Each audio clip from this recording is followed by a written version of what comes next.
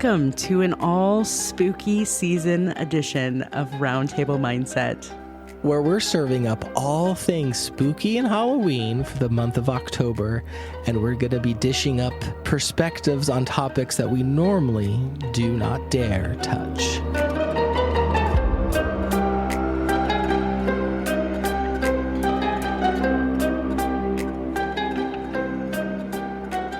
Hello.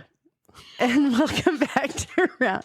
You're so mean. That's my spot. Yes. Hello. Go ahead and do it. And okay. Can I do it now? Hello and welcome back to Roundtable Mindset. This is Jamie. And I'm Mahlon. And we're back for another exciting episode of our podcast. And yes, it's going to be exciting. I'm excited about this one. This will be fun. And it's the spooky season now. So yes. All things Halloween. And by this time, we are about halfway through our special segment that we're doing in October, where we're going to have Halloween and spooky related episodes. So that's been kind of fun so far. Yes, it's been a blast. I have really enjoyed these conversations. A little lax, and yet still things to think about. It's kind of interesting, isn't it? Well, and the Susan, the witch, the practicing witch that we interviewed a couple weeks back, there's things in there that I was like, I've never had to really think about that. I've had, my understanding of what all that is. And there were still some things that I was like, oh, that's kind of interesting.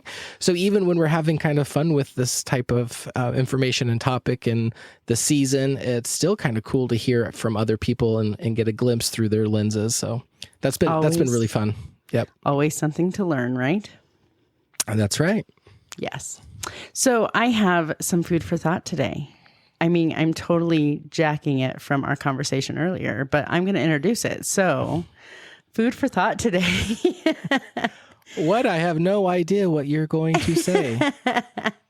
Because we only talked an hour ago. Okay, so I want to talk about superstitions because I thought you had a really great idea. So I'm stealing that. So I want to know, do you believe in superstitions? And do you ever do things to specifically bring you good luck or ward off bad luck? Okay, so this is why I was glad we talked about this, because yes, I had the idea for superstitions, but I couldn't really formulate in my mind what I wanted to talk about. So that was really helpful to kind of spitball off of your, brainstorm with you. And some of the things that I would have said before we had a chance to talk, I would have answered, no, I don't believe in superstitions and I don't do superstitions. Until you and I started talking, Jamie, and all the little examples that we were walking through, I was like, wait a minute, I do that. Wait a minute, I do that one. Yep, I've done that one. And so I have to say, do I put a lot of stock in superstitions? No. Do I participate in some superstitions? I absolutely do. So, one of the examples that come to mind is, and I think you asked about good luck and bad luck, and I think this kind of wraps it all up into one. But when we were talking and you mentioned about, blowing out the birthday candles and making a wish, and you can't tell somebody your wish because it won't come true if you do that. Well, as a kid, yes, for me at least, I believed in all of that. I was like, yes, I can't tell my wish. It's not going to come true. As an adult, there's still times I blow out my candles on my birthday cake. I make a little wish and then I move on with my day and not even thinking about it. And to me, I would kind of lump that underneath. That's a superstition. That's something that would fall underneath that category for me. So absolutely, I believe in superstitions. I practice in some of them, but I don't put a lot of weight behind them, I guess, as an adult. What about you? I mean, yeah. Like the blowing out the birthday candles and things like that, I suppose. But I don't place a lot of stock in superstitions, which is interesting because I am with someone who places a lot of stock in superstitions. For instance, I have literally forbade him from working on Friday the 13th ever again. Not because anything terrible has ever happened on Friday the 13th, but because he is in a terrible mood every year on Friday the 13th because he's convinced something bad is going to happen. So no, I don't. Like, Friday the 13th is just another day. I firmly believe that if the more energy or power I put into something, the more energy and power it's going to have, right? Like, it's whatever, it's another day. But energy and power. Please, now you lost me. No, you know what I mean, though. Next, you're going to manifest something in a minute, aren't you? For real. Maybe. It is the spooky season. If it's going to happen, it's going to be Halloween. No, I'm just kidding. But for real, like, because, and really, it's, to me, it's all about mindset. It's not even like laying power into Friday the 13th, right? But if I go into Friday the 13th expecting bad things to happen, guess what I'm looking for? I'm looking for bad things, and I'm not paying attention to anything else. So it's not some metaphysical, like, giving power and lending energy and spirits to something. But, you know, at the same time, it is, you know, what I focus on is what I'm going to find. And so I don't know. Black cats are fine. It's all fine. Yeah. Well, and what you just said there, that's where I can kind of get behind you a little bit, because I think the same thing. I mean, if you're going to look for problems, you're going to find problems. And to me, if your mindset is today is going to be a horrible day, guess what? Even if something good happens, you're not going to remember it because you're only expecting bad. I've done that. That's happened to me. I've had a bad day at work, and all I could talk about is, oh, this is a bad day, blah, blah, blah, blah, blah.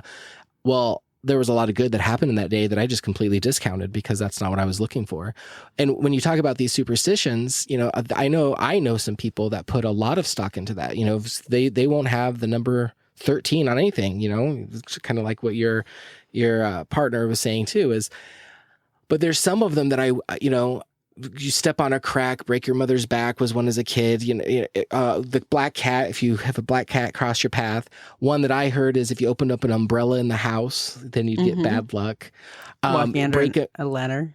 Walking under a ladder, breaking a mirror. So there was one time that I held an umbrella underneath a ladder and broke a mirror at the same time. Because I was like, if there's any way that this is going to be true, I'm going to combine them all and let's see what kind of mischief can happen. And that was our childhood, Mahlon. Yeah. It was you testing those little boundaries all the time. Yeah, and guess what? It was a very nice, bright, sunny day, and nothing happened. So, right, you know, but then when I sit back and I think, do I even participate in some of these? Yes, I do. And something as simple and as silly as blowing out the birthday candles, but that's still a superstition. I mean, why? Mm-hmm. I mean, why do we put candles on a cake? I mean, at some point in time, it's to denote the age. And then once you get to be a certain age, you don't want those reminders on the candle, but everybody still blows out candles on the cake. And I still make a little bit of a wish to be like, hey, this would be nice. Not that I'm even expecting it to happen because I blew out some candles, but it's almost, I guess this is another question, is when does superstition turn into tradition? Because to me, that's not now a superstition, that's a tradition. Well, and it's cultural. I mean, that's like part of our, I don't know if it's everywhere in the United States, but at least in the Midwest, there's not been a birthday party I've ever been to where we haven't had candles on the birthday cake that you blow out and make a wish, right?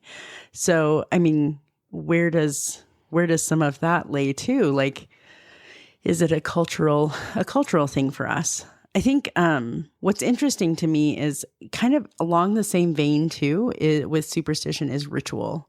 Like, those traditions or rituals. I'm not going to call my morning routine a tradition because that's more like familial. It's like my own personal ritual, right? Like I have to get up at a certain time. I have to do things in a certain order. And that's how my day works best. And truly, my day doesn't work real great if I don't follow my little ritual, but it's not like bad luck. Do you know what I mean? Well, and I don't know if I would call my morning routine a ritual either, but when you're talking, I could kind of hear where you're kind of going with that. And one thing that just popped in my mind as you were talking and I was kind of reflecting on what we've been saying already. Do you ever put the blame on something that's going on a superstition? And here's my example. Last week I had a really bad week at work. There was a lot of pressures going on and people were just kind of coming out of the woodwork. I think it was a full moon, or at least that's what I was asking. It's like, is it a full moon or what's going on with people? Well, so here I am almost using, full moon makes people go crazy. I don't know if that's a superstition or not, but again, I'm putting the blame on what I'm seeing on something that really has no bearing on how people are reacting. Exactly. But again, that's where my mind went to. Is it a full moon? And I think it was my the person I worked with that I mentioned that to, and they were even agreeing. They're like, yes, it has to be a full moon because people are just acting so crazy. So it made me pause for a second and say, do you ever put blame on things, good or bad, on superstitions? Because I think the full moon is an example of me. I would say yes to that extent. You know what, though? Like, seriously, you talk to any ER nurse, you talk to any EMT, you talk to any police officer, you talk to any preschool teacher about what happens around a full moon, and it ain't no joke, my friend. Like, it's legit, and I don't know why, but it's like all things are off balance during a full moon, and I don't know. I've not had any trouble during full moon since I haven't worked in daycare. but still, there it is. You know what I mean? Right. And the logical part of my brain is like, well, that's a nice coincidence that everybody likes to chalk up. But then again, if everybody believes in that, are people acting crazy because you're expecting people to act crazy, or is there something to it? I don't know how a bunch of 3-year-olds can really rise to that level without some explicit instruction, but I could be wrong. You know how sensitive kids are. Kids can take cues from adults. So if adults are expecting people to be crazy, maybe they're looking at that going, hey, I need to act crazy because that's what that's what the adults are looking for. I don't know. It's also a holiday thing with kids. The worst time of year was like October, toward the end of October, all the way through like mid-January. Oh, no, because then there's Valentine's. Holidays sucked in daycare, man. I'm just saying. See, and rough. not all of those are full moons. So no. Anyways, I think there's some interesting things here with this to say about superstitions, and I wish I could say 100% no, I don't participate in them, but I think I've already proved myself wrong. And it's interesting on how interconnected they are into, some people's culture. And I would even say there's some traditions that are probably wrapped around what started out as a superstition. Mm-hmm. So it's just kind of interesting. It is interesting. So thanks for stealing my idea and passing it off out as your own today. This was really great talking to you. Anytime. I'm really good at that. I took your rough gem and I polished it up and made it pretty. So there you go. You're welcome. Oh my goodness. Now it's getting deep. Okay, so we're going to move on before we start a whole debate right here and right now about that. So today we're going to continue on with our Halloween spooky season episodes. We have a special guest that's joining us today. Her name is Bridgett. Bridgett has she's a hairdresser, a cosmetologist. I'm not sure what her official title is. I'll let her kind of introduce that. But Bridgett has been part of my life for about 5 years now. And so I'm getting to know her. And Bridgett, I would say, is a Halloween fanatic. And so our episode today is going to be talking with Bridgett and kind of diving into what does it take to be a fanatic of Halloween? What does that mean? What does that look like? Has she always been a fanatic? Has that changed throughout the years? So yeah, we're going to dive in and kind of talk with Bridgett. So Bridgett, if you're there, welcome to the roundtable. Well, hi. Thanks for having me. Welcome, Bridgett. We're so excited you're here today. So am I. So, Bridgett, I'm sure I botched that. Would you like to introduce yourself if I've stated anything or you'd like to correct anything about yourself? No, you're pretty much on point. I'm a hairdresser who happens to like Halloween an awful lot, to the point people probably think I'm crazy. Well, I don't think... Are we talking like pumpkin spice and everything nice? Or, I mean, give us a little lowdown about what Halloween looks like at your place. Well, I'm attracted to all dark, beautiful things. Okay. Skulls and, my ideal house would be a Gothic Victorian. Do you know what those look like? I'm conjuring. With some and lots of wrought iron, and it almost looks like it might be, abandoned. I was going to say, I'm imagining every TikTok video of DIY projects I've seen over the last couple weeks with the abandoned haunted mansion look. Yes. Yes. Oh, awesome. Now my house is built in the 20s. It's far from Victorian. It's actually a Cape Cod, but I throw a little bit of a Victorian flair in my interior design for my Halloween decor, but I don't hit it real hard because it wouldn't match my house. I kind of like trying to match the era of the house. Okay, so Bridgett, when I'm sitting in your chair and I'm working, or you're working on me, I guess, you and I have talked over the years. You put a lot of effort into decorating your house. So I think you start weeks, like you started in September, like early September, middle September. Is that right? I started during the state fair this year. Okay, so that's August. Jamie, just for your reference, That's the middle of August. I haven't even started Christmas shopping yet. I'm just going to throw that out there. Well, I was going to say, I look at it this way. I know lots of people who put Christmas out in October and leave it up until well after the first of the year. Why can't I put it up early? As long as my husband's okay with it, which he just lets me do what I do. As long as I don't have to really involve him a whole lot, he just lets me do it. Okay, so you start in August. When are you done decorating, though? This year, it took me a couple weeks because I went down the YouTube tunnel of terror and saw a lot of DIY videos. So it took me longer because I was DIYing some stuff. There are so many. This has been all over my For You page and everything too. I don't know about you, Mahlon, but there's like Halloween has thrown up all over my TikTok, all over my all of it. It's everywhere. It's actually the second most celebrated holiday. Really? Yes. I just went to Spirit this morning. I went to 2 locations, both of them completely sold out of animatronics. It's the 1st of October. So Spirit, I don't have Spirit around me. What is Spirit? It's a Halloween shop. Is it like it's a seasonal pop-up shop? Oh, so it's not I was like, okay, well, no wonder you have Halloween Fanatics where you live because they have Halloween shops all over the place. But that's like... No, they're only open for 2 months, almost 2 months. Oh, gotcha. They close down literally on November 1st. They're packed up and gone. They take over abandoned storefronts and rent those out for 2 months and then they're gone. I've never heard of such a thing. How cool. So I did a quick Google search there, Jamie, when Bridgett was talking, and it said it's the second most celebrated holiday. So roughly $10.6 billion a year is spent on Halloween decorations and decor. What? 10.6 billion. Okay, Bridgett, how much of that are you responsible? No, I'm just kidding. Yeah. Well, Bridgett has a cool billion that she's just responsible for. Not as much as you think. I do a lot of DIY.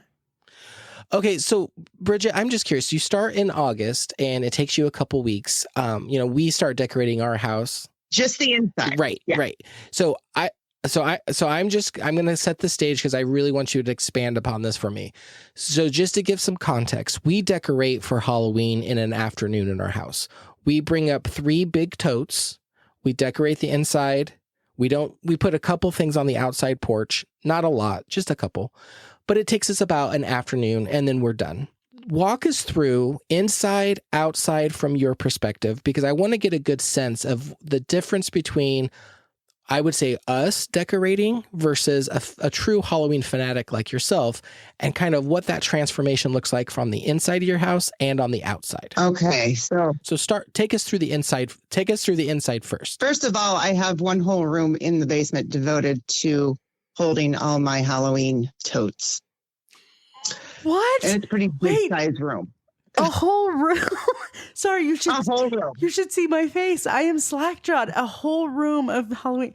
See, I have a lot of totes, and I have Halloween trees that I set up, and I don't like to tear those down. I just tote them downstairs and have them standing up in the basement. Sometimes I'll throw like a piece of plastic over them to keep the spiders off. But my jaw hit the floor when Mahlon said he had 3 totes of Halloween decorations, because I literally have a couple of things that I store in a cabinet of my entertainment, like pumpkins. They're pumpkins, right?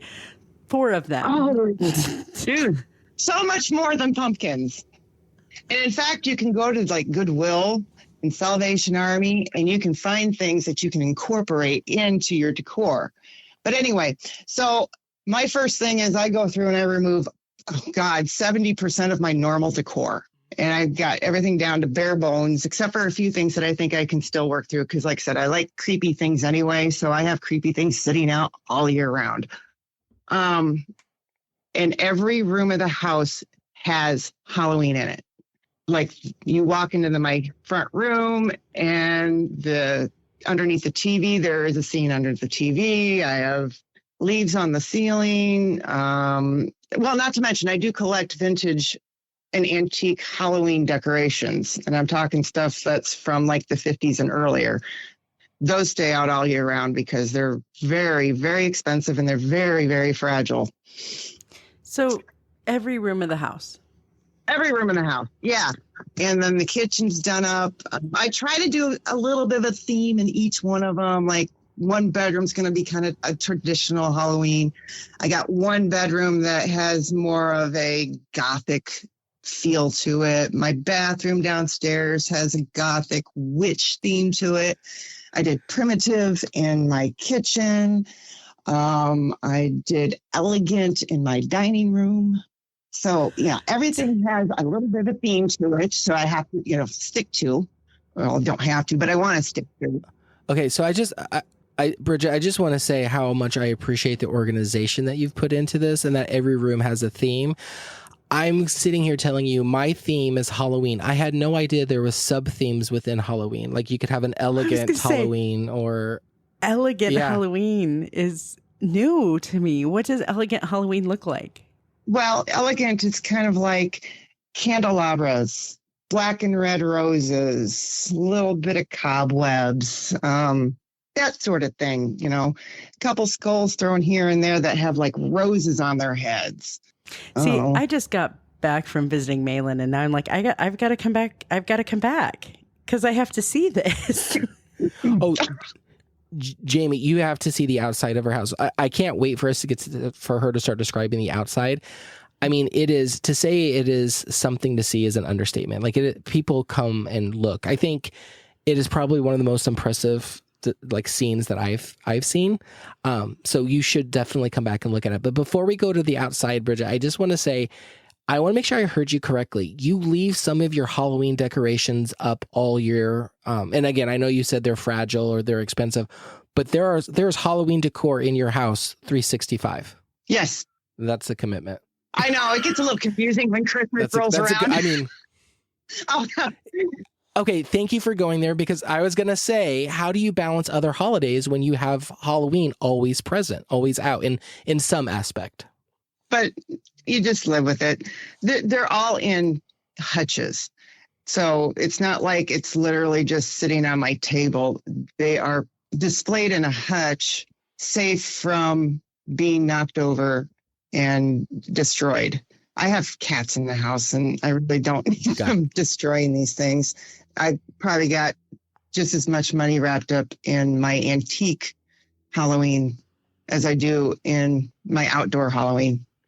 Well, yeah, my sister just got a cat and still lives with my dad. And we were just talking this weekend about how they're going to keep the cat out of the Christmas tree.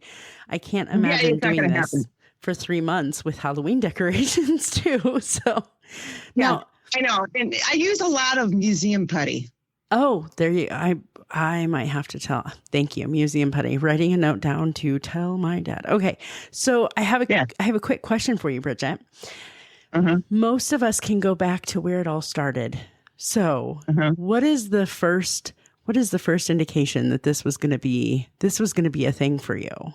Truthfully, I didn't really know that there was such a store as Spirit Halloween or Halloween Express, or it was that big of a holiday until I moved to the town that I'm in now. Which I came from a very small town and now I'm in a very large town. And I was at the mall one day and in October and I'm like, oh, cool, a Halloween store. I went in there and then I just started buying and buying and buying. Now, if you want to go back further yet, my very, very first time I ever seen a really impressive Halloween display was when my husband and I got our first apartment. We were in a very small town outside of my hometown. And they had, and I'm assuming they were all homemade because once again, I don't think back in the 90s you could buy much in the way of animatronics. And they had their yard set up in themes throughout their yard with these big, huge displays with animatronics. They utilized the exterior of their house, which I stole that idea from to set up like a room. That yard so impressed me that, and it was only like 3 blocks away from the apartment I was in. I would go there multiple times a week, and they had a donation box. I think they made the most money off of me because I just was staring at everything in their yard and almost, trying to memorize it because it was just so cool.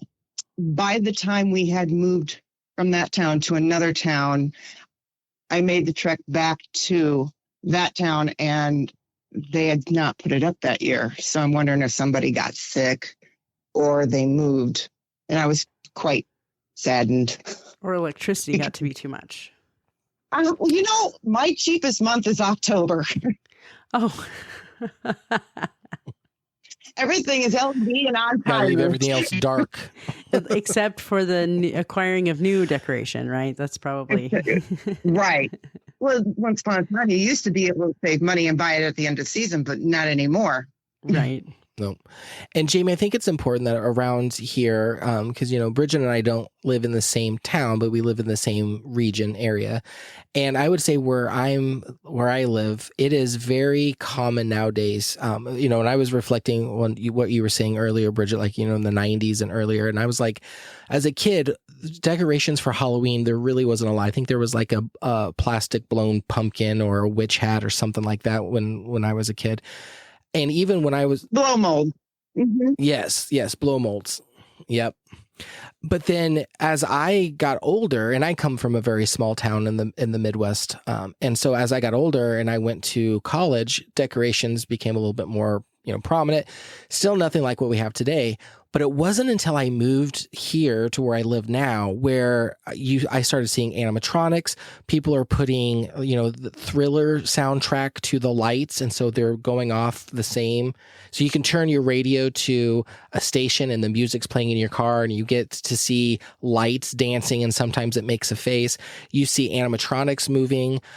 So I think it's around here, it's almost...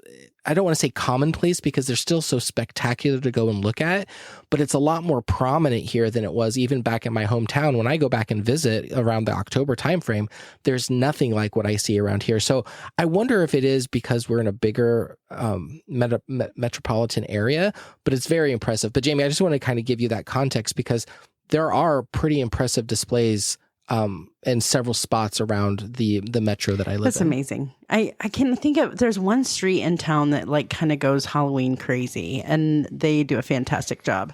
But I think the coolest thing locally that we have a university in the town that I live in. And one of the art professors, if I remember the story correctly, he has like every other year, part of his curriculum is that they carve jack-o'-lanterns. And so you walk by his house and he's got hundreds of jack-o'-lanterns all over his yard every other year. It's one of the coolest displays that I've ever seen.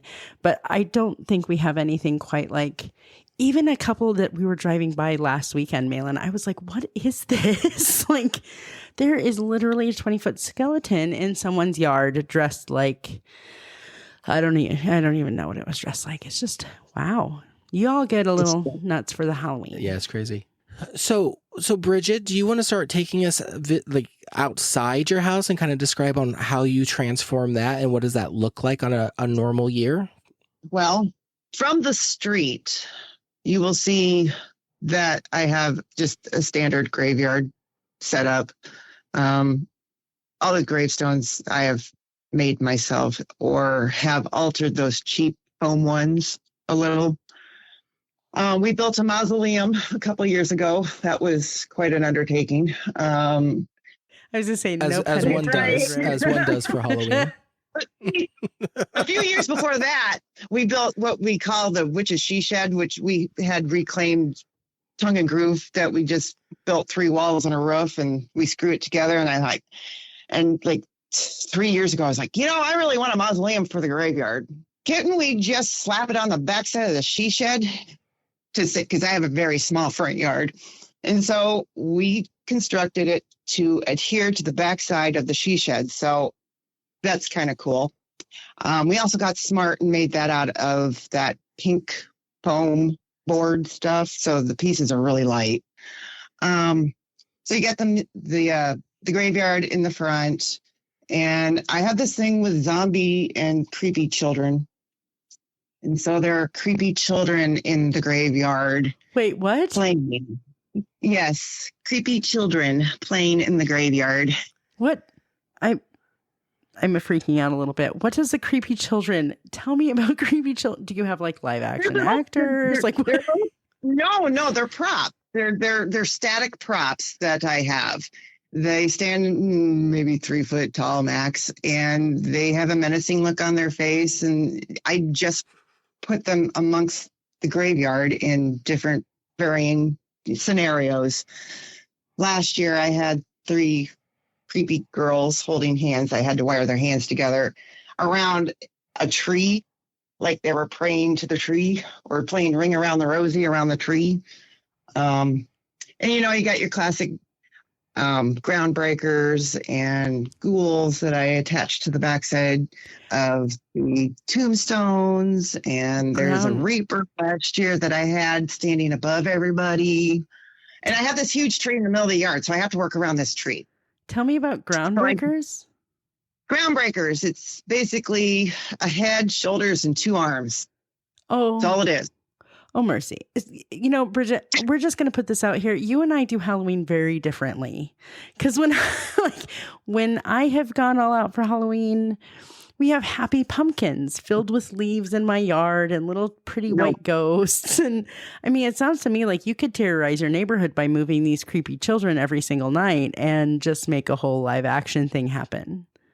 Yeah, I haven't gotten that far yet, but I stake them so well to the ground, it's hard to move them. So I will say what I appreciate about Bridgett's decoration and decorating style is when you're going to decorate for Halloween, in my opinion, there needs to be a little air of spookiness to it. I think cutesy pumpkins and ghosts are fine. I think that's what my wife gravitates towards. But the decorations in our house that have that little gothic flair or creepiness factor, all of those are my decorations because that's what I really like. I'm like, if we're going to decorate for Halloween, let's get a little creepy going on. So, Bridgett, I appreciate that style a lot. So please continue with, you said groundbreakers, and what other things do you have in the outside of your house? Okay, there's big rats that are sitting out in the graveyard. And, well, you're going to come up the driveway towards the house, and then there's going to be a little shift in theme. Okay. So to break that theme up, I usually I have 2 fence panels that I made to look like old broken up fencing, like around a house. And I use that to kind of cut the yard in half. And the tree is the center of the yard. So I just kind of envision that's where the break is going to be. So the shift turns into the Witch's She Shed, because you're going to come around and see the she shed, which is on the other side of the mausoleum. And there's traditionally 3 witches that I have, but I'm switching it up this year quite a bit. So I think there's only going to be 2 witches. And inside the she shed, you have a witch sitting at a table with her crystal ball, and her arms are up in the air like she is conjuring up the crystal ball. And I have floating candles in there, and spell books that I made, and black cat, your traditional witch's she shed, and then if you turn around and look at the house, that's where the zombie family is. And I had made the exterior of my house to look like an interior of a house, to the point where I even had I hung curtains on the outside of my windows to even escalate the idea. and hung pictures on the outside of my house. Okay, so I love to be creepy. I love scary. The one, my Achilles heel, all of this is zombies. Zombies are just too much for me. And you've put a whole zombie family in your yard. Yes, up against the house. So I have a dining room and a kitchen set up.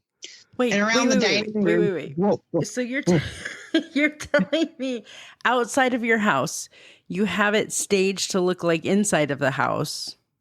Yes. With a zombie family? Yes.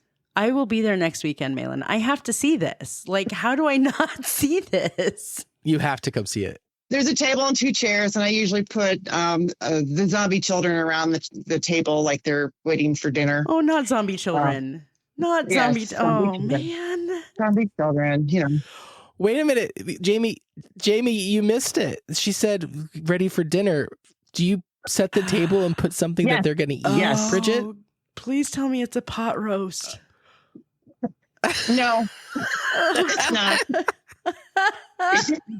Brains, hearts, fingers, you know, God. bones, because they've already cleaned them off, you know.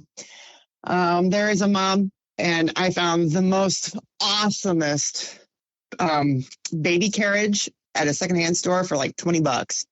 I mean, this thing is old and decrepit.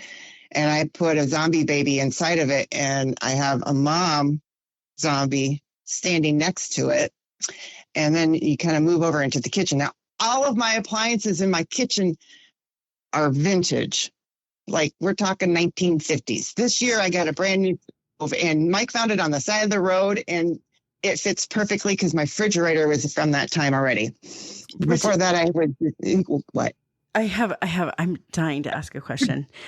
You mentioned Mike. This must be your husband. Yes. The man must be a saint. Let's just put that out there right away. But where on earth do you store an extra dining room table, an extra stove, and I mean, appliances as part of your thing? Where do you put all of this stuff? Is this part of the room in the basement? No.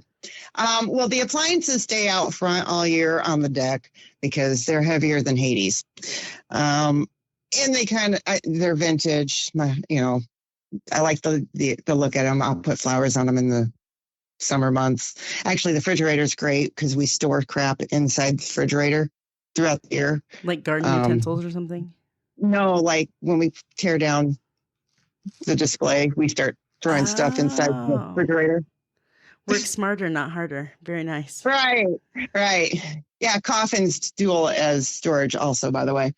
Wait a minute. Do you have a coffin? I haven't heard you say coffin. You have coffins? I have 2 coffins. I have one coffin that is your traditional Dracula, where it's white at the top, narrow at the bottom, made of wood. Then get this. Last year, I'm doing my display at the beginning of the month. Somebody stops, and that happens a lot, and they wave and talk to me a little bit. And this one guy, he stops, and he goes, "Do you want a coffin?" Really? Wait, no. Someone stopped and offered you a coffin while you were decorating? A real one. It's a real one. It's older than Hades, and it's all rusted out and everything. But yeah, I have a real coffin. I was going to say, did you ask where it came from? Did you ask if it was pre-used? Yeah, it was not used, right? Like, this he is didn't know. But the thing's stripped. It's he didn't know? Where did the coffin come from? He said that his son acquired it and was going to do some display, and he never did. And it just stayed in the back of his garage forever and ever and ever. And he wanted to get rid of it. So we went and picked it up. It was probably haunted. I would want to get rid of it too if I didn't know where it came from. Oh my goodness. That's so creepy. That's funny. Well, I know. Really and my husband looks at me and goes, "Really?" I said, "Yeah, far be it for me to turn down somebody's coffin." I have no words, Bridgett. I have none. Wow. Yeah, I know. I'm like, I want to ask a question, and I'm just dumbfounded. I'm like, I've never heard of somebody just driving by and being like, "Oh, cool decorations. You want a coffin? Here you go." Well, because how many people do we know have one in their garage? Like, oh, hey, I've got an extra one. Right. Usually buy it for a purpose. So I've seen displays online where they incorporate real coffins, and I'm thinking, where the hell are these guys getting this stuff? Yeah, we're thinking the same thing. Oh, wow. Now I know. Someone's got to betroth it to you. Wow. Whew. Okay. So that's a lot going on in your yard. Is there still more that you want to touch on? Some of it's filler stuff. I got a nice little area that's kind of more kid friendly. It's, scarecrow and a couple bales of hay and a bunch of pumpkins, because you just need to have something that helps you transition from one thing to the next. But the majority of the yard is witch and cemetery. And at the end of the month, when we get real close to the holiday, we pull out a projector. And the whole reasoning I wanted to put up the mausoleum is because we had this projector and I didn't really know where else to where to shine it. A lot of people do it on their windows. And I'm like, but then that takes up the inside of my house and I'm tripping over and it's cats get on it, blah, blah, blah. So we put a sheet inside the mausoleum and point the projector on the inside of that. So it looks like the mausoleum's got ghosts coming out of it. Wow. That's awesome. I how a lot of people have cauldrons in their displays for their witches. My cauldron I picked up at a flea market and I paid like $100 for it, but it's an actual antique rendering pot. Wow. Those things are huge. They're heavy, and I end up dragging it across the yard in order to place it where I want it. And yes, that stays out front all year too. I try to incorporate things that I don't have to necessarily hide, the big stuff, Right. Because I don't really have the place to put it. As it is, we have 3 sheds that we built on our property to hide all of our animatronics, which I have all in my garage right now, so I can't park in my garage. So I have one shed's all totes, one shed is all my ghoulies, my animatronics, and the other shed is like leftovers, like for my fencing that I put around the perimeter so people don't go into the display. And so Bridgett, yeah. So I don't think I've heard you talk about your ghoulies or your animatronics. How many animatronics do you have? And are they placed throughout the yard and next to the house, or is there a specific location for just your animatronic? They're throughout the yard because the idea is to have a jump scare here and there. It's no fun if they're all lined up together, in a row.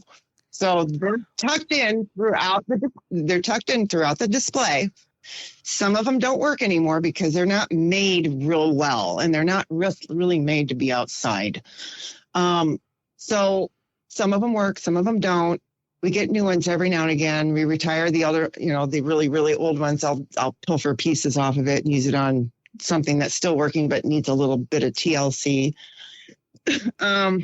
And we actually put a remote sensor on the ones that work. So if someone's walking through the display from inside the house, we can set things off. Oh, that's mean. How many I have to... No, that's awesome. That's not mean, Jamie. That is awesome. How many kids do you have running from your house crying every year during trick-or-treating? Do you have a basic head count? Well, we make on average around 300 treat bags, and we give pretty much all of them away. So does that mean you make up for the scare factor by giving them really great treats? Well, see, technically we should probably do it at the very, very end of the display, but we're not set up well for something like that. So they get the treat bag before they enter the yard. Oh, I thought maybe you were going to put it in the middle, so they had to go into it to get their treat bag, and I was like, now that is cruel. Well, I used to do it up on in front of my door, but I wanted to make an arch last year, so I set up an arch in the driveway and put a table inside it, and had my sister-in-law hand out the treats there, and then I was ushering people through. And more often than not, it's the parents that are wanting to go through, and they're dragging their children, screaming that the little ones anyway, because they don't want to go through it. They don't want to. They get all excited that they want to until they get there. Even through the month, because I get visitors through the month. The parents would be like, yeah, they wanted to come to the scary house, and now they don't want to go through it. So I'm dying to know, you have a witch's she shed and you have a mausoleum. I wonder if you couldn't have like the Disney den or something, and maybe just play happy Disney movies for those little kids whose parents want to go through. Oh, don't listen to Jamie. Come on. This is Halloween. This is what it's meant to do. Yes, kids are going to get scared, and that's unfortunate, but don't put a Disney. I figure this is the only time of year I can legally make somebody cry.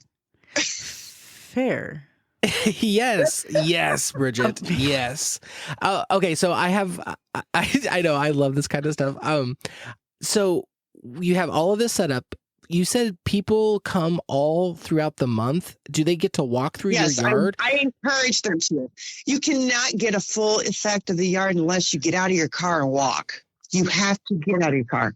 How many people do you think I'll say a season, October 1 through October 31st, roughly, how many people do you usually get in that month's time span? Truthfully, I don't know, because part of the time I'm not home and it's just Mike.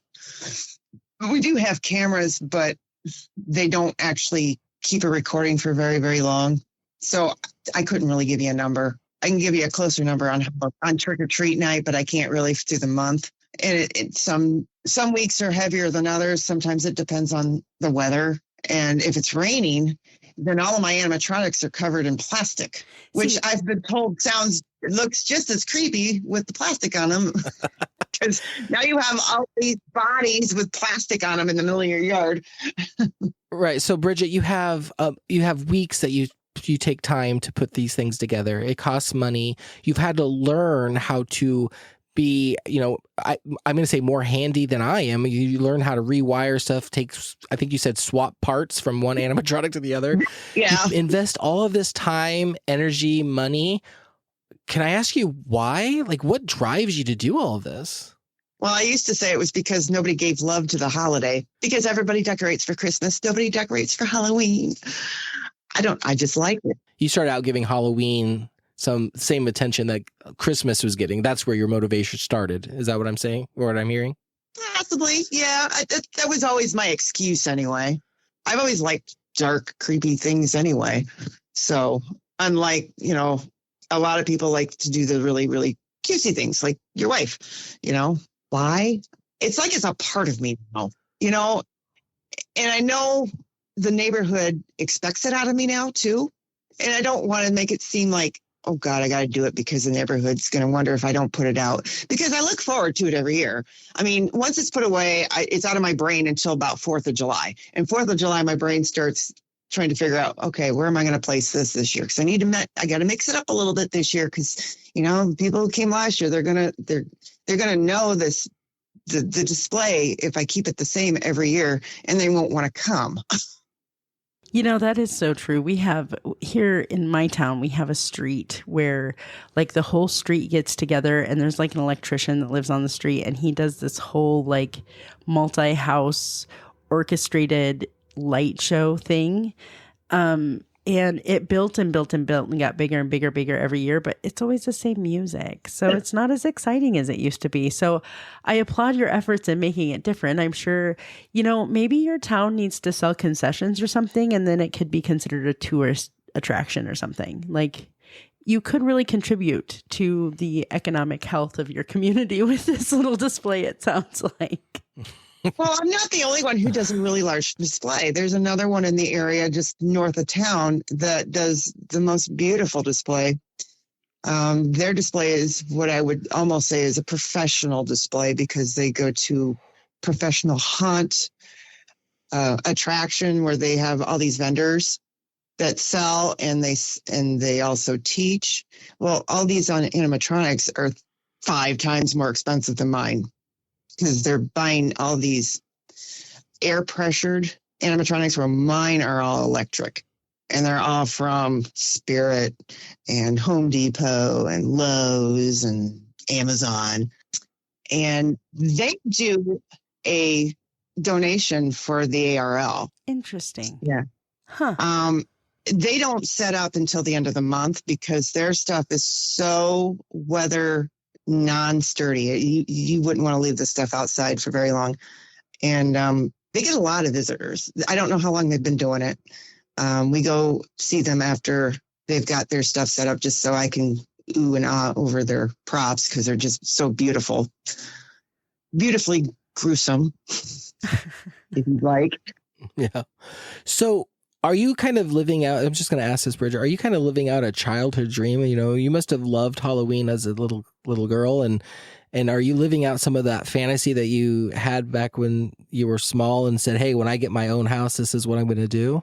Is a little bit of that too? I remember one Halloween, I absolutely refused to go trick-or-treating. I was just so timid. I don't know if it was, truthfully, I know I was a really, really shy kid. And I don't know if it was walking up to strangers' houses or the fact that I had to put on a costume, because that made me uncomfortable as a kid. I don't know. I was never really outgoing as a child. No, and I'm talking before the age of 10. I'm remembering staying home and handing out candy with my dad, because I know Mom took the other 3 out. So no, I did not have a love for it at all as a child. Wow. So you went from not liking the holiday to being a superstar Halloween fanatic as an adult. That's impressive. That's an impressive jump. As I aged, I came out of my shell a little bit more. All my friends were, dressing up, and there was parties and haunted haunts, or hayride haunts and whatnot. And this is about middle school. That's when I really kind of started getting into the traditions of Halloween. Now, I was also getting a little old for the whole trick-or-treat thing, but I got away with it at a couple houses with a couple friends. My mother put up the most epic Halloween party for me, my siblings, and our friends. My parents live in an 1800s Victorian home, and the basement has limestone walls and dirt floors. I mean, it already looked haunted in the basement. It was awesome. Okay, so Bridget, I know we've spent a lot of time on like the decoration and your house and what you kind of put out there, but I have to ask, what other Halloween traditions do you like? I mean, I just heard your mom did one heck of a Halloween party, but are there other aspects of Halloween that you are really into? I know, again, we've spent a lot of time on the decorations, but what other Halloween traditions are you really a fan of? I like the idea of going to haunted houses, but sadly, I don't get to go to them because somebody has to stay with the yard. Somebody has to babysit the house. I can relate to that. I have a puppy. Yeah. Yeah. Only yours pees on the floor. Right. But I think that the last time yours makes children. Yes. The last time I went through any haunted houses was, I think it was like 2010. We went out to LA to do Halloween Horror Nights at Universal. That was really cool. Primarily, we went because Alice Cooper had a haunt dedicated to him, and it was revolved around Alice Cooper and his theatrics and his horror. And I'm a huge Alice Cooper fan, so. So did you like plan vacation around like going to LA for like Halloween? It was my birthday's at the beginning of the month. So Mike got tickets and had it all arranged for us to go. And this is before our haunt got big here. This is before we got to the point where we're at now, where we were afraid to leave the yard, leave the house overnight because we have been stolen from before. Yeah. Now, do you have kids, Bridget? No. Okay. I was going to ask what your kids think of this, but it's probably oh, mercy. What a Halloween. That's always like the things that I think of. So I don't spend time decorating for Halloween because I'm always busy trying to figure out what we're doing for Halloween, right? Like the costumes and stuff. So I stick with pumpkins I can stuff with leaves. That's always been the thing for me. the plastic leaf bags. Yes, I had bricks. I stored the bricks all year long so I could put the brick back in the bottom of the next year's bag, and then I have my yard cleaned up at the same time. It's fantastic. Well, the thing that is hitting my ear that you're talking about, Bridgett, is, and that I probably will never do, is the time commitment that you have to put into this every year. I mean, to think through how you're going to make it different so it doesn't get stale, the new things that have to get done. I mean, I heard you say you start in July, like around the 4th of July, you start planning and thinking about. I don't think I'm trying to go back into anything in my life that I've done where I've been a big enough fan that it's taken me months to organize and execute. So I think that's really impressive. That's the one piece that I'm like, I don't think I could give that much of my time to something like that. So kudos to you. Thanks. Because I don't know, maybe it's because I don't have children. I can devote more time to such things. Because I'm not running people, kids to, school events and, oh my gosh, you got swim lessons and, what I'm saying, because children take up a lot of your time. Yes, they do. So I have more time for the things that I like to do. So that's fair. Although I did have the kids stuff the bags with the leaves. So, I mean, there's always that, but I don't know that. Right. Free labor. Exactly. So, Bridgett, is there anything else in your display around Halloween, any traditions, anything else that you'd like to share with us and our listeners to kind of highlight the Halloween fanatic that you are? I think all of this has been really interesting, by the way. No. Well, and as I really like to decorate. I love to decorate. As a mom who has finished raising small children and launched them into adulthood, and we lived for displays like what I'm hearing yours sounds like. Right. Let me just say thank you, because that is part of what makes the holiday fun. We don't have anything quite as extravagant around my area, but I mean, those are memories that my kids and I have of driving around town and looking for those cool things in the yards and things like that. So just thank you on behalf of the families that get a kick out of your display there. Thank you. Yes. And that I think is partly why I like to do it, because Halloween kind of brings out the kid in everybody a little bit, just a little bit. So if I, can be a memory in someone's adulthood, oh man, and then encourage them to maybe do something themselves when they become of age to do something. I mean, that's cool to inspire somebody to do something. It's like that house that I went to every week or multiple times every week that had that display in the 90s. I will remember that forever. Yeah. And that could be part subconsciously thinking how I got started doing this too. But I had to move to a metropolis that had the availability to purchase these things. Right. Right. Yeah.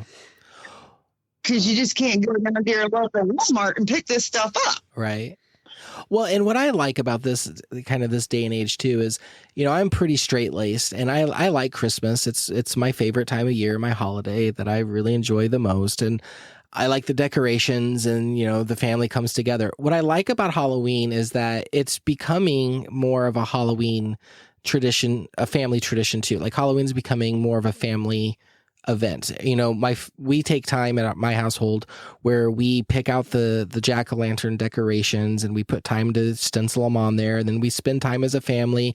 Either we have like a Halloween movie playing or we play Halloween music and we do the carving, and we have the cleanest pumpkin contest in our family, who can get the inside of the pumpkin the cleanest. And we just make it fun. And what I enjoy about these types of displays that you do and other people in our area do is that it gives us an opportunity.